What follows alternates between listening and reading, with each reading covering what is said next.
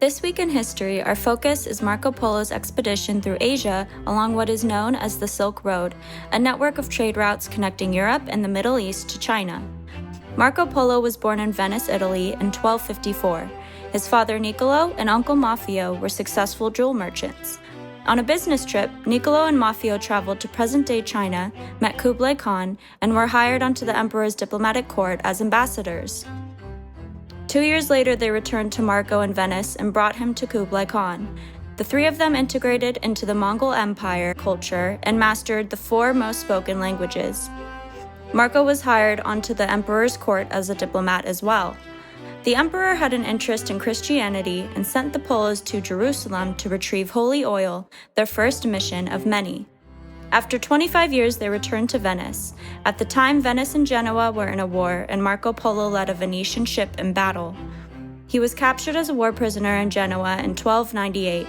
In prison, Marco told stories about the Mongol Empire and his journey along the Silk Road.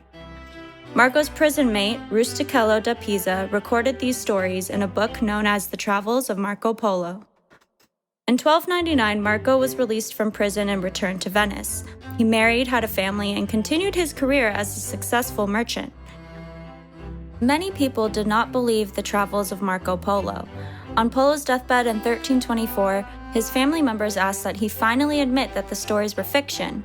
However, he insisted, "I did not write half of what I saw, for I knew I would not be believed." Archaeologists and historians confirmed his story was factual and credible.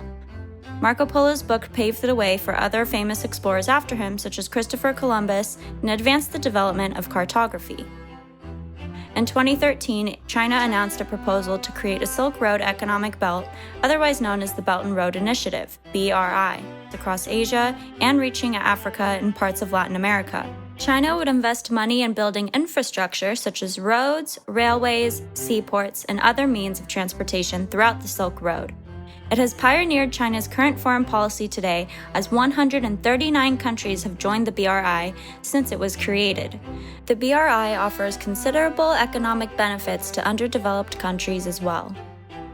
Questions to consider for further research are: what are some of the most interesting stories about the Mongol Empire recorded in the travels of Marco Polo? What are the most interesting facts about the Silk Road? What are the pros and cons of China's Belt and Road Initiative? What does the UN think of the Belt and Road Initiative? What is infrastructure, and how does it help a country make money in the long term? And did Marco, Niccolo, and Maffeo wear Mongolian passports?